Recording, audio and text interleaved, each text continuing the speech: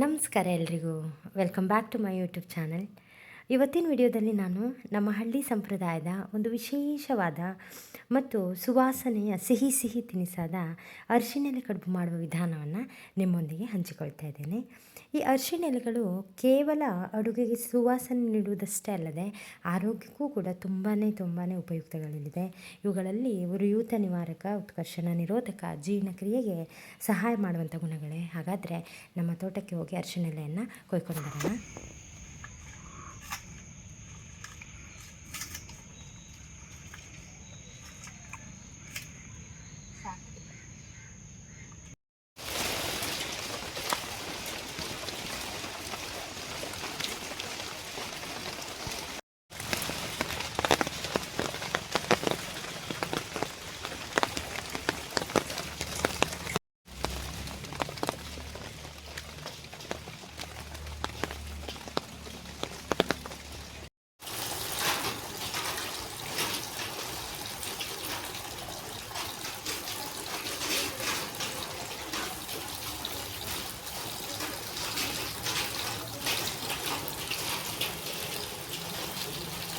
ಈ ರೀತಿಯಾಗಿ ಕೊಯ್ಕೊಂಡು ಬಂದಂತಹ ನಮಗೆ ಅಗತ್ಯಕ್ಕೆ ಎಷ್ಟಿದೆಯೋ ಅಷ್ಟು ಅರಿಶಿಣಗಳನ್ನು ತೊಗೊಂಡು ಅದನ್ನು ನೀಟಾಗಿ ತೊಳೆದಾದ್ಮೇಲೆ ಈ ರೀತಿ ಬಟ್ಟೆಯಲ್ಲಿ ಒರೆಸ್ಕೊಳ್ಬೇಕಾಗತ್ತೆ. ಯಾಕಂತಂದರೆ ಹುಳುಗಳಿರ್ತವೆ ಅಥವಾ ಇನ್ನಿತರ ಯಾವುದೇ ಇರ್ಬೋದು, ಅಥವಾ ತೋಟಕ್ಕೆ ಏನಾದರೂ ಔಷಧಿಗಳನ್ನ ಸಿಂಪಡಿಸಿದರೆ ಅದು ಕೂಡ ಈ ತೋಟದ ಕೆಳಗಡೆ ಈ ಅರಿಶಿಣೆಲೆಗಳು ಇರೋದ್ರಿಂದ ಅದ್ರ ಮೇಲೆ ಏನಾದರೂ ಔಷಧಿಯ ಕಣಗಳು ಬಿದ್ದು ಆರೋಗ್ಯಕ್ಕೆ ತೊಂದರೆ ಆಗ್ಬೋದು. ಅವು ನೀಟಾಗಿ ತೊಳ್ಕೊಳ್ಬೇಕಾಗತ್ತೆ. ಅದೇ ರೀತಿ ತೊಳೆದಾದ್ಮೇಲೆ ನಾನಿಲ್ಲಿ ಬಾಡಿಸ್ಕೊಳ್ತಾನೆ ಇದ್ದೀನಿ ಬೆಂಕಿಯಲ್ಲಿ ಅಥವಾ ಗ್ಯಾಸಲ್ಲಿ. ಈ ರೀತಿ ಬಾಡಿಸ್ಕೊಳ್ಬೇಕಾಗತ್ತೆ. ಅದೇ ರೀತಿ ಈ ರೀತಿ ಸ್ಟಾರ್ಟಿಂಗಲ್ಲಿರೋದನ್ನು ಈ ತುದಿಯನ್ನು ಸ್ವಲ್ಪ ಮುರ್ಕೊಳ್ಬೇಕಾಗತ್ತೆ, ಅಥವಾ ಚಾಕುವಿನ ಸಹಾಯದಿಂದ ಕಟ್ ಮಾಡ್ಕೊಳ್ಬೋದು. ನಮ್ಗೆ ಅಗತ್ಯಕ್ಕೆ ಎಷ್ಟೆಷ್ಟು ಬೇಕೋ ಅಷ್ಟು ಅರಿಶಿಣೆಲೆಯನ್ನು ತೊಗೊಂಡಿದ್ದೀನಿ. ಹಾಗಾದರೆ ಏನೇನು ಬೇಕು ಅಂತ ನೋಡೋದಾದರೆ ಕಾಯಿ ತುರಿ. ನಾನಿದು ಅಳತೆಗೋಸ್ಕರ ಈ ರೀತಿ ಬೌಲನ್ನು ತೊಗೊಂಡಿದ್ದೀನಿ. ಇದರಲ್ಲೆಲ್ಲದೂ ಒಂದೊಂದು ಬೌಲಷ್ಟು ಅಕ್ಕಿ ಹಿಟ್ಟು, ಒಂದು ಬೌಲು ಕಾಯಿ ತುರಿ, ಅದೇ ರೀತಿ ಒಂದು ಮುಕ್ಕಾಲು ಕಪ್ಪಷ್ಟು ಬೌಲಷ್ಟು ಬೆಲ್ಲವನ್ನು, ಜೋನಿ ಬೆಲ್ಲವನ್ನು ತೊಗೊಂಡಿದ್ದೀನಿ. ಅದೇ ರೀತಿ ಏಲಕ್ಕಿ ಪುಡಿ, ಸ್ವಲ್ಪ ತುಪ್ಪ, ರುಚಿಗೆ ತಕ್ಕಷ್ಟು ಉಪ್ಪನ್ನು ತೊಗೊಂಡಿದ್ದೀನಿ. ಇದಿಷ್ಟು ಅರಿಶಿಣೆಲೆ ಕಡುಬನ್ನು ಮಾಡೋದಕ್ಕೆ ಬೇಕಾಗುವಂಥ ಸಾಮಗ್ರಿಗಳು. ಇದನ್ನು 2 ವಿಧಾನಗಳಲ್ಲಿ ಮಾಡಲಾಗತ್ತೆ. ನಾನು ಅಕ್ಕಿಯನ್ನು ಮೊದಲು ಚೆನ್ನಾಗಿ ತೊಳೆದು ಸ್ವಲ್ಪ ಹೊತ್ತು ಒಣಗಿ ಪುಡಿ ಮಾಡಿಟ್ಕೊಂಡು ಆ ಅಕ್ಕಿಯ ಪುಡಿಯಿಂದ ಅಥವಾ ಅಕ್ಕಿ ಹಿಟ್ಟಿನಿಂದ ನಾನು ಮಾಡ್ತಾಯಿದ್ದೀನಿ. ಅದೇ ರೀತಿ ಅಕ್ಕಿಯನ್ನು ನೆನೆಸಿಟ್ಕೊಂಡು ನೀರನ್ನು ಬಸಿದು ನುಣ್ಣಗೆ ರುಬ್ಬಿ ಕೂಡ ಮಾಡ್ಕೊಳ್ಬೋದು. ಅದೇ ರೀತಿ ನೀರನ್ನು ಕುದಿಯಲಿಡಬೇಕು. ಈಗ 1 ಕಪ್ ಹಿಟ್ಟನ್ನು ತೊಗೊಂಡ್ರೆ ಅದಕ್ಕೆ 2 ಕಪ್ಪಷ್ಟು ನೀರನ್ನು ಕುದಿಯಲಿಡಬೇಕು. ನೀರು ಕುದಿಯುವಾಗ ರುಚಿಗೆ ತಕ್ಕಷ್ಟು ಉಪ್ಪು, ಅದೇ ರೀತಿ ಸ್ವಲ್ಪ ತುಪ್ಪವನ್ನು ಹಾಕ್ಕೊಳ್ಬೇಕಾಗತ್ತೆ. ಯಾಕೆ ನೀರು ಕುದಿಯುವಾಗ ತುಪ್ಪವನ್ನು ಹಾಕ್ಕೊಳ್ಬೇಕು ಅಂತಂದರೆ ಅಕ್ಕಿ ಹಿಟ್ಟು ಮುದ್ದೆಯಾಗಿ ಅಂಟ್ಕೊಳ್ಳೋದಿಲ್ಲ. ಇದರಿಂದ ನಾವು ಇದನ್ನು ಕಡುಬನ್ನು ಮಾಡ್ಕೊಳ್ಳೋಕ್ಕೆ ತುಂಬ ಈಸಿ ಆಗುತ್ತೆ. ಅದೇ ರೀತಿ ನಾವು ಎಷ್ಟು ಹಿಟ್ಟನ್ನು ತೊಗೊಳ್ತೀವೋ ಅದ್ರ ಡಬಲ್ ಅಷ್ಟು ನೀರನ್ನು ತೊಗೊಳ್ಬೇಕಾಗತ್ತೆ. ಈ ರೀತಿ ಅಕ್ಕಿ ಹಿಟ್ಟನ್ನು ನೀಟಾಗಿ ನೀರಲ್ಲಿ ಬೇಯಿಸ್ಕೊಳ್ಬೇಕಾಗತ್ತೆ. ಇದೆಲ್ಲದನ್ನು ಕೂಡ ಮೇಲೆ ಕೆಳಗೆ ಮಾಡೋದ್ರ ಮೂಲಕ ಒಂದು 5ರಿಂದ 10-15 ನಿಮಿಷ ಸಣ್ಣ ಉರಿಯಲ್ಲಿ ಅಕ್ಕಿ ಹಿಟ್ಟನ್ನು ಬೇಯಿಸ್ಕೊಳ್ಬೇಕಾಗುತ್ತೆ. ಅದೇ ರೀತಿ ಬೇಯಿಸ್ಕೊಂಡು ಅದನ್ನು ಒಂದು ಕಡೆ ಎತ್ತಿಟ್ಕೊಳ್ಳೋಣ. ಅದೇ ರೀತಿ ನಾನು 2 ಕಪ್ಪಷ್ಟು ಕಾಯಿ ತುರಿಯನ್ನು ತೊಗೊಂಡಿದ್ದೀನಿ. ಆ ದೊಡ್ಡ ಬೌಲಲ್ಲಿ 1 ಬೌಲ್ ಇದೆ. ಅದೇ ರೀತಿ ಮುಕ್ಕಾಲು ಕಪ್ಪಷ್ಟು ಬೆಲ್ಲವನ್ನು, ಸಿಹಿ ಹೆಚ್ಚಾದಷ್ಟು ಓಕೆ, ಸಿಹಿ ಕಡಿಮೆ ಬೇಕು ಅನ್ನೋರು ಕಡಿಮೆ ಹಾಕ್ಕೋಬೋದು. ನಾನಿಲ್ಲಿ ಜೋನಿ ಬೆಲ್ಲವನ್ನು ತೊಗೊಂಡಿದ್ದೀನಿ. ಅದು ಸ್ವಲ್ಪ ಪಾಕ ಆಗೋಕ್ಕೆ ತಗೊಳುತ್ತೆ. ಇದೇ ಕುದಿತಾ ಇರಬೇಕಾದ್ರೆ ಇದಕ್ಕೆ ಏಲಕ್ಕಿ ಪುಡಿಯನ್ನು ಸೇರಿಸ್ಕೊಳ್ಳೋಣ.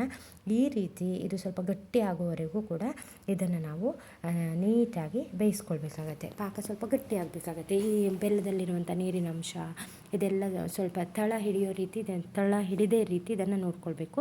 ಈ ರೀತಿ ಕುದಿಯಲು ಬಿಡಬೇಕು.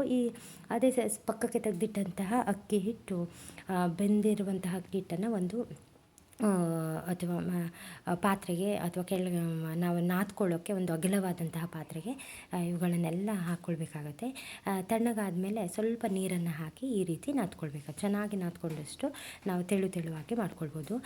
2-3 ವಿಧಾನಗಳಲ್ಲೂ ಕೂಡ ಇದನ್ನು ಮಾಡ್ತಾರೆ. ಅಕ್ಕಿಯನ್ನು ನೆನೆಸಿ ಒಂದು ಸ್ವಲ್ಪ ಕಾಲ ನೆನೆಸಿ ನೀರನ್ನು ಬಸಿದು ನುಣ್ಣಗೆ ರುಬ್ಬಿ ಆ ಹಿಟ್ಟನ್ನು ಬಾಳೆ ಎಲೆಯ ಮೇಲೆ ಹಾಕಿ ಅಲ್ಲಿ ಸಿಹಿ ಮಿಶ್ರಣ ಹಾಕಿ ಕೂಡ ಮಾಡ್ಬೋದು. ನಾನು ಈ ವಿಧಾನದಲ್ಲಿ ಮಾಡಿದ್ದೀನಿ. ಅದೇ ರೀತಿ ಸ್ಟೀಮಿಗೋಸ್ಕರ ಇಡ್ಲಿ ಪಾತ್ರೆನ ತೊಗೊಂಡು ಅದ್ರ ಮೇಲ್ಗಡೆ ಪ್ಲೇಟನ್ನು ಇಟ್ಟು ಎಲೆಯ ಪರಿಮಳ, ಈ ಕಡುಬಿನ ಪರಿಮಳಕ್ಕೋಸ್ಕರ ಎಲೆಗಳನ್ನು ಕೂಡ, ಉಳಿದಿರುವಂಥ ಎಲೆಗಳನ್ನ ಈ ರೀತಿ ಅದರ ಮೇಲೆ ಮುಚ್ಚಳವನ್ನು ಮುಚ್ಚಿ ಸ್ವಲ್ಪ ಸ್ಟೀಮ್ ಮಾಡಲಿಕ್ಕೆ ಇಟ್ಕೊಳ್ಳೋಣ ಸಣ್ಣ ಉರಿಯಲ್ಲಿ. ಅಷ್ಟರೊಳಗಡೆ ನಾವು ಈ ಕಡೆ ಕಡುಬನ್ನು ರೆಡಿ ಮಾಡ್ಕೊಳ್ಳೋಣ. ಈ ರೀತಿ ಹಿಟ್ಟನ್ನು ನೀಟಾಗಿ ನಾದ್ಕೊಂಡು ಈ ರೀತಿ ಸಣ್ಣಕ್ಕೆ ಬಿಳ್ಳೆಗಳಾಗಿ ಬಡಿದ್ಕೊಳ್ಬೇಕಾಗತ್ತೆ. ಈ ರೀತಿ ರೊಟ್ಟಿ ಹದದಲ್ಲಿ ತೆಳುವಾಗಿ ನಾದ್ಕೊಳ್ಬೇಕು. ಅಥವಾ ನಾವು ಕೈಯಲ್ಲಿ ಈ ಥರ ಮಾಡಿಕೊಂಡ್ರೂ ಅಡ್ಡಿಲ್ಲ, ಅಥವಾ ನಾದ್ಕೊಂಡ್ರೂ ಕೂಡ ಓಕೆ. ಈ ರೀತಿ ತೆಳುವಾಗಿ ಮಾಡಿದ ನಂತರ ಇದರ ಮೇಲ್ಗಡೆ ನಾವೀಗ ಗಟ್ಟಿಯಾದಂತಹ ಬೆಲ್ಲದ ಮಿಶ್ರಣವನ್ನು ಹಾಕ್ಕೊಳ್ಬೇಕಾಗತ್ತೆ. ಕರ್ಜಿಕಾಯಿ ಥರನೂ ಕೂಡ ಇದನ್ನು ಕರ್ಜಿಕಾಯಿ ಮಾಡುವಂಥ ಅಚ್ಚಲ್ಲೂ ಕೂಡ ಮಾಡ್ತಾರೆ. ಈ ರೀತಿ ನಾನು ಬೆಲ್ಲದ ಹೂರ್ಣಗಳನ್ನ ಇದ್ರ ಮೇಲೆ ಹಾಕ್ಕೊಳ್ತಾ ಇದ್ದೀನಿ. ಆದಷ್ಟು ಜಾಸ್ತಿ ಹಾಕ್ಕೊಂಡ್ರೆ ರುಚಿ ತುಂಬ ಚೆನ್ನಾಗಿರುತ್ತೆ. ಇನ್ನೂ ತೆಳುವಾಗಿ ಕೂಡ ಮಾಡ್ಕೊಳ್ಬೋದು.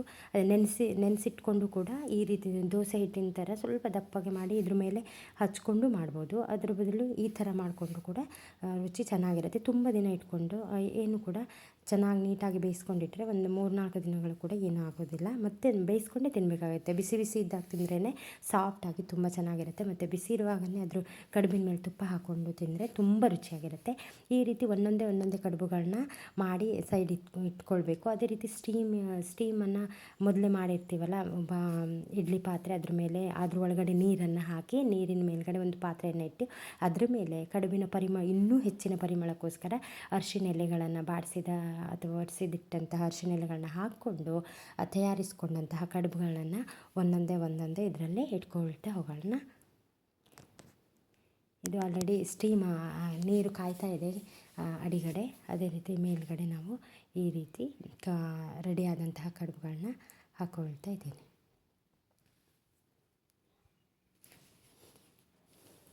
ಈ ಅರಿಶಿನ ಎಲೆಗಳು ಉರಿಯೂತ ನಿವಾರಕ ಮತ್ತು ಉತ್ಕರ್ಷಣ ನಿರೋಧಕ ಮತ್ತು ಜೀರ್ಣಕ್ರಿಯೆಗೆ ಸಹಾಯವನ್ನು ಮಾಡುವಂಥ ಗುಣಗಳನ್ನ ಹೊಂದಿದೆ. ಅರಿಶಿನ ಎಲೆಯ ಪರಿಮಳದಲ್ಲಿ ಈ ಬೇಯಿಸಿದಂತಹ ಕಡುಬಿನ ರುಚಿ ತುಂಬ ರುಚಿಯಾಗಿರುತ್ತೆ. ಅದೇ ರೀತಿ ಸುವಾಸನೆ ನಿಜವಾಗ್ಲೂ ಕೂಡ ಅದ್ಭುತವಾಗಿರುತ್ತೆ. ಅರಿಶಿನ ಎಲೆಯಲ್ಲಿ ಮಾಡಿದ ಈ ಕಡುಬಿನ ರುಚಿ ಅಂತೂ ನಿಜವಾಗ್ಲೂ ತುಂಬ ರುಚಿಯಾಗಿರುತ್ತೆ. ನೀವು ಒಂದು ಸಲ ಟ್ರೈ ಮಾಡಿ ನೋಡಿ. ಅರಿಶಿನ ಎಲೆ ಕಡುಬು ಮಾಡ್ತಾ ಇದ್ದಾನೆ ಅಂತ ಇಡೀ ಅಕ್ಕಪಕ್ಕದ ಮನೆಯವ್ರಿಗೆ ಗೊತ್ತಾಗುತ್ತೆ. ಯಾಕಂದರೆ ಅದರ ಸುವಾಸನೆ ತುಂಬ ದೂರಗಳ ಕಾಲ ಹರಡ್ತಾ ಇರುತ್ತೆ. ಅದು ಬೇಯ್ತಾ ಇರಬೇಕಾದ್ರೆ ಈ ಎಲೆ ಈ ರೀತಿ ಮುಚ್ಚಿಡಬೇಕಾಗತ್ತೆ. 15-20 ನಿಮಿಷಗಳ ಕಾಲ ಇದನ್ನು ಬೇಯಿಸ್ಕೊಳ್ಬೇಕು. 15-20 ನಿಮಿಷಗಳಾಗಿದೆ. ಈ ರೀತಿ ಬೆಂದಾಗ ಎಲೆಗಳು ಈ ಬಣ್ಣಕ್ಕೆ ತಿರುಗ್ತವೆ. ಎಲೆಯನ್ನು ತೆರೆದಾಗ ಹರಡುವಂಥ ಅರಿಶಿನ ಎಲೆಯ ಅದ್ಭುತ ಪರಿಮಳವೇ ಈ ಒಂದು ಕಡುಬಿನ ವಿಶೇಷತೆ ಅಂತಲೇ ಹೇಳ್ಬೋದು. ಈ ರೀತಿ ನಾವು ಸಾಂಪ್ರದಾಯಿಕವಾಗಿ ನಮ್ಮ ಹಳ್ಳಿಗಳಲ್ಲಿ ಕಡುಬುಗಳನ್ನ ಮಾಡ್ಕೊಳ್ತಾರೆ.